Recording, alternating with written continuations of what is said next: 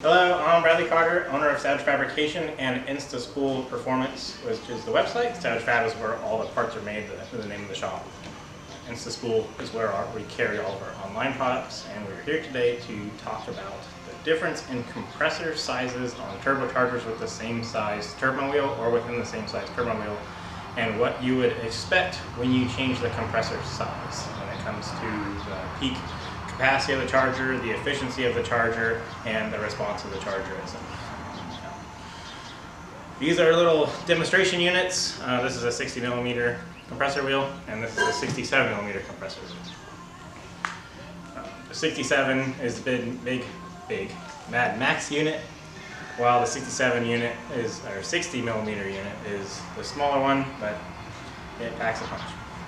So one of the things is we like to buy the biggest stuff that we can afford. I've been there, I've done that. I had 66s, 72s, 69s. That's how it all started off, was by buying these larger turbochargers because this is what the internet, what the internet kind of said I should have for 600 horsepower time.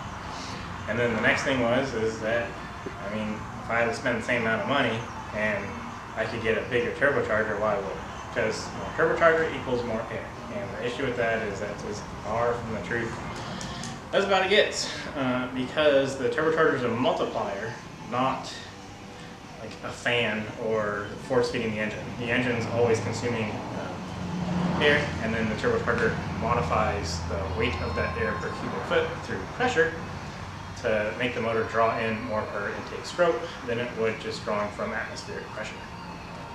So one of the things that does happen when you increase the compressor wheel size is you increase the blade loading. When you increase the blade loading, you increase the work that has to be done by the turbine wheel to accomplish one revolution of the compressor wheel under each PSI increase.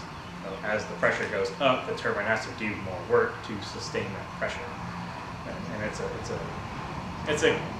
it's a curve or a graph, but the big thing is if we look at the surface area on the 60mm wheel, and we view these as runners. Between each runner, you would calculate the surface area on the backside of each one of these, and you can figure out if there's 30 psi, how much pressure is on the compressor wheel. And then same with the big 67mm compressor wheel. With the big 67mm compressor wheel, you do the same thing. You calculate the surface area at the same boost pressure, and we find that there's a lot more weight driving against the compressor wheel on the 67 than there is on the 60. So we haven't found anything that has to do with weight. I know in very minute instances, weight of the compressor does seem to be a thing, but running cast, billet, wheels of the exact same design, or at least exact same shape, has not net any change in torque production. We usually look at the torque production because if we have an increase in torque production, we're going to have an increase of horsepower at that same RPM. And usually that comes from getting to target boost or a higher boost pressure than was previously attained faster.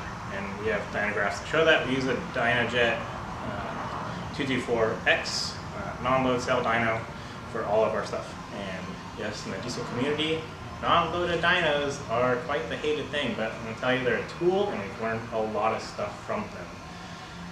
And we've made plenty of power. We've had diesels do over 1,000 horsepower on it quite a few times. So it just, the non-loaded stuff, your setup really has to be on point. We do tend to have lower torque numbers than a loaded dyno, but the horsepower, we seem to only the same horsepower whether it's loaded or not. We just have lower torque numbers. But when we do comparisons to understand how things work, such as the graphs and all these things that I have out here, we can learn the exact same thing from the non-loaded dyno that we can from the loaded dyno, and sometimes you can learn more because we're really, really reliant on the turbocharger's response over time, or per engine RPM, and we could really see, we can actually kind of spot out very much smaller differences on the non-loaded because we're so reliant on the tune and the turbo, where with the variable load dyno, because you put the load in that you want to load the thing to, it does add some manipulation factor that you want to be a little bit careful. I'm not saying that either one is bad or good, I'm saying that they have their place. Alright, so the next thing, how we want video evidence. A smaller compressor being better than the larger compressor. So back before, probably 2 years ago, we were just putting the 67 on everything because it just seemed to work. Every time we sold a 67mm turbocharger, the customer was happy. But I had a drag racing friend of mine argue with me that a common rail can get more air out of the same compressor than a 5.9 liter or a mechanically injected. And the VP44 does come under mechanically injected. It uses a cam plate and a lift cam and cam everything to inject. It can be shut off electronically because there's a valve in there, but it's still driven by a gear and it runs on a cam plate with 3 plungers. So it still makes pressure mechanically. The injection event, timing at the injector, isn't 100% electronic, as long as the dump valve, not the technical term for it, but there's essentially a dump valve or a bypass valve on the inside, as long as that's not shut, the thing will run. Oh, it is shut. So, coming over to the board, these are 2 runs done on the exact same truck. It is a 2001 VP44 truck. And this was the test. The guy came over and had said that a 60mm compressor wheel on a 5.9 VP or P pump truck would make less power than it would on the column rail. On the column rail on our dyno, if you look at the map for the 60mm as cast compressor wheel, it has a map flow of 65 to 70 pounds a minute. So we do, after doing all the math, we should have seen 560 horsepower at the tire. And I was presuming that it was going to be more in the 530 to 540. It's an unloaded dyno. We tend to be a little bit below the mathematical outputs. And was extremely surprised to see it lay down 565 after we retire. And the cool part about it was when we did all the math says that at 50 pounds or 47 pounds of boost, 45 to 50% intercooling efficiency, and a 70% compressor efficiency, that we should draw through the compressor and the engine should draw through itself that magical 70 pound a minute mark. Because there's the mathematical equations, they are just that, and there's room for error. So when we saw that occur, it was pretty wicked. If we look at the difference between that and the 67mm wheel, the 67mm wheel made more horsepower. The reason it made more horsepower is out here past 2750, we're not in compressor choke, and we can still draw more through the compressor wheel. Whereas at 2750 with the 60mm wheel, we hit the compressor capacity and we just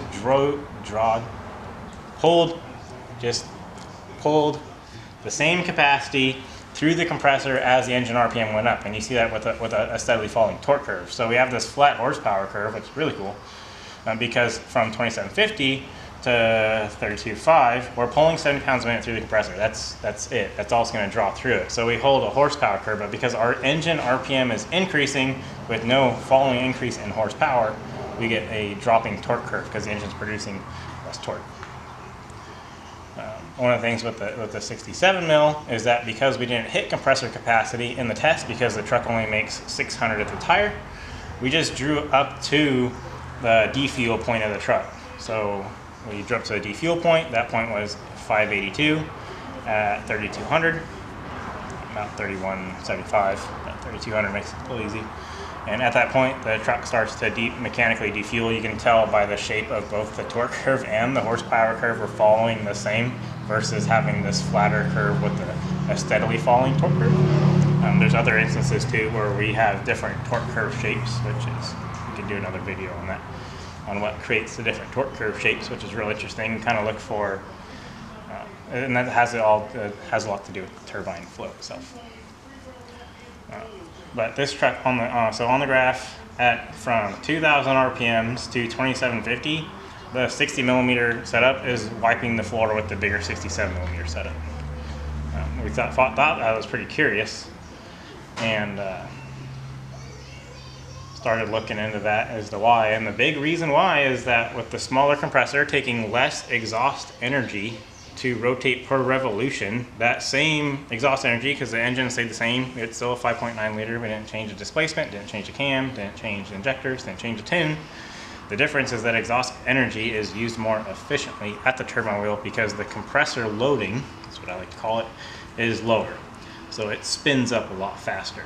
So per 200 RPMs or per 1 RPM, we're ahead in the boost pressure curve. So more of the fuel in the chambers getting burned, and as such, we can make more horsepower and torque per engine RPM up to the capacity. And what's really neat when you hit a compressor capacity is we tend to not see the EGT jump that happens when you run into a turbine side capacity limit. When we run out a compressor wheel, we tend to, like I said, get this flat horsepower curve with a very slow rate of decline on the torque curve, where other instances where we hit turbine choke flow, we get a real peaky peak torque shape, and it tends to fall much quicker. One of the things that we look at on the dyno when testing different turbochargers is, like we were speaking about, the shape of the peak torque, and also the difference in RPM range from peak torque to peak horsepower. And this does follow turbine geometry and how the turbine wheel, terminal geometry, terminal efficiency.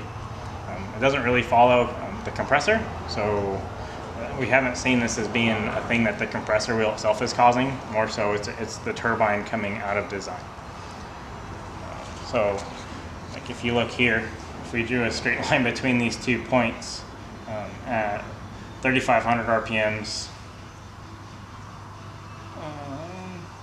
3,500, do 3,500. 3,500 RPMs, things making the same horsepower, it was at between 25 and 2,700 RPMs. And if we look at the difference between the torque peaks, there is really only, there's less than 50 RPMs between the peak, which is kind of crazy, but we see it a lot. And this setup is where you'll see high EGTs when you get the peak torque and the peak horsepower really close together. Where in this setup, obviously with way too much charger, there's no peaks. There's a point where we start to defuel, so we have a derate curve, but the charger neither ran out of capacity on the compressor or the turbine side. The big thing is that it left a lot of room on the table, as far as from 2,000 to 3,000 RPMs. Essentially, this truck's faster with the 60 millimeter compressor. It produces more torque, it's producing more horsepower in that range, and that tends to be the range that he drives on the street, or when he's towing, he's in this area. And this all translates. The lower the RPM gets, this will keep following. It would be a different shape. You could do that. You could be able to see differences with the load cell as to how it would be. But we would still expect on a load cell or towing up a grade that we're going to see these same splits. And this, after about 2 years now of talking people out of big turbochargers into the smaller ones, as well as having customers that do order the larger turbocharger and then a few months later or a year later ask about downsizing, and we downsize them to what actually fits their thing, or we'll get them on the dyno it, and we'll say, hey, you have an 800 horsepower compressor wheel, but you're only making 560, your truck will drive night and day better with the 60 millimeter compressor wheel or with the 62. We get a lot of questions about the 60 and the 62. The 62 has a 100 horsepower capacity bump over the 60. So the 62 flows 12.5 pounds air more than the 60 millimeter. And it does it at, essentially if both the turbochargers are at their max flow capacity, both their rotor speeds are the same.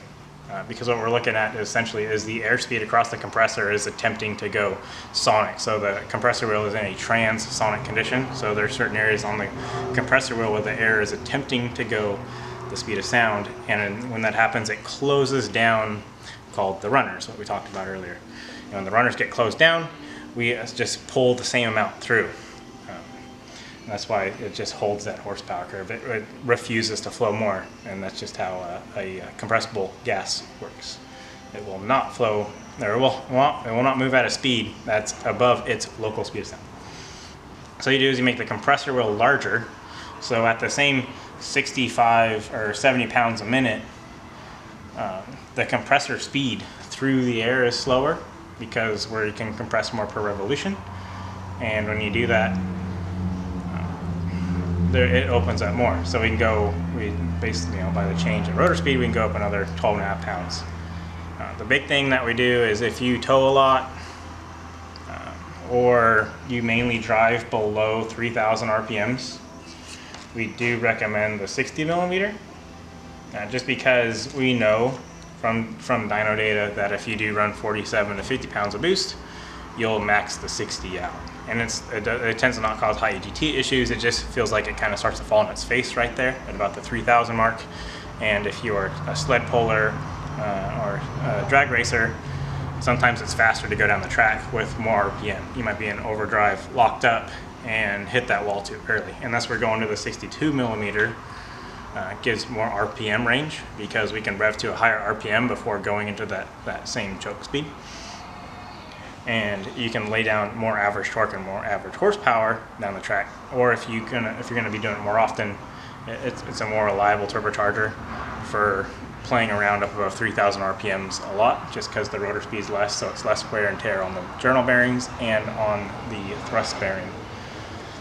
There's not really a big difference between the 62 and the 60 in spool speed, but we do mention it just because there is a difference, but it's not as big as the 67. The 67 does cost a considerable amount of torque below 3,000 RPMs compared to the 62 and the 60.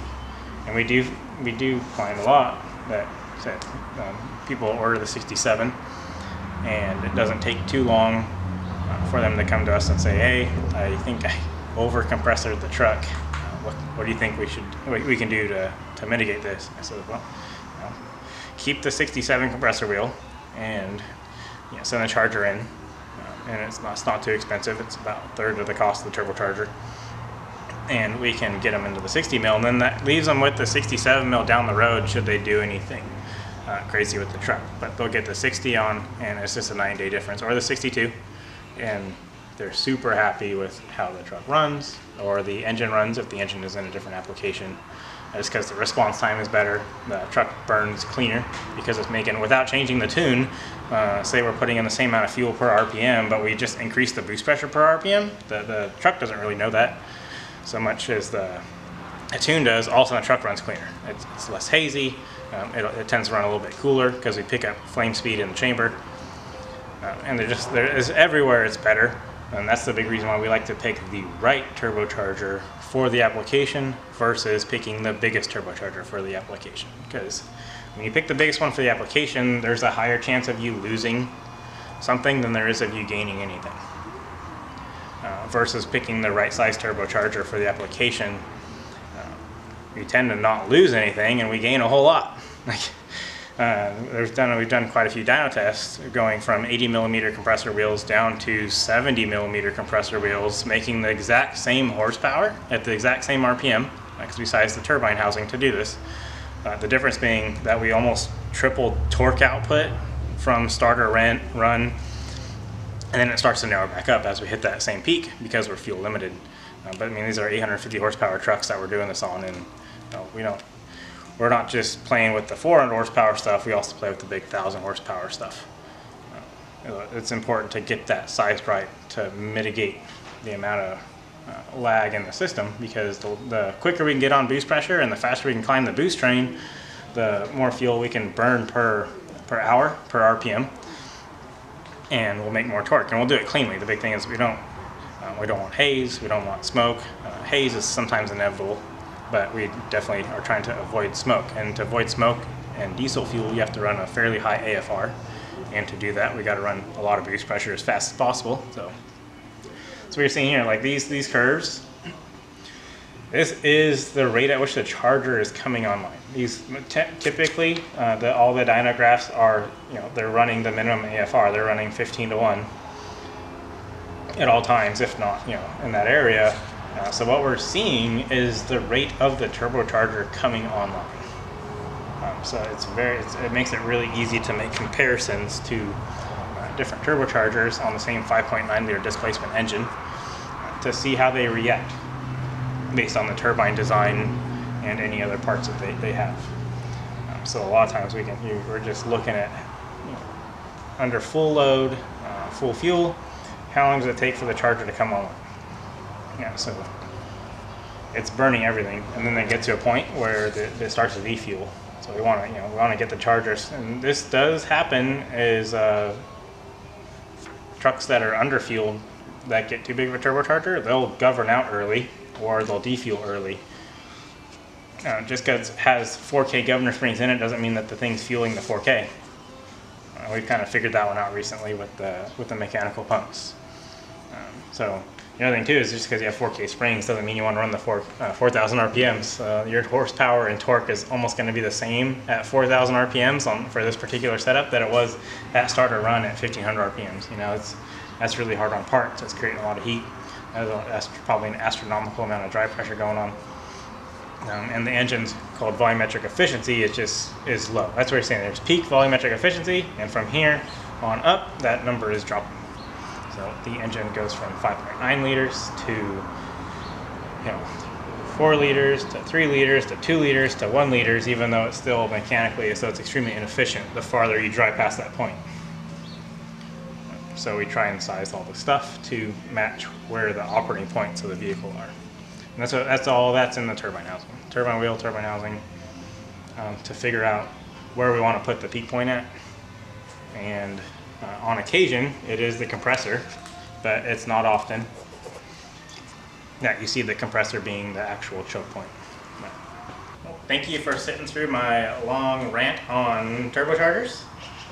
We got a lot. This is part one of hopefully a ton of parts, because there's a lot to talk about with turbochargers and diesel tech. A lot of it is very similar to spark ignition engines, but there are quite a few differences, and a lot of it has to do with how we go into certain situations as far as the airflow in and airflow out of the turbocharger itself tends to be different, and we'll get to go over that stuff and all kinds of really fun stuff to talk about.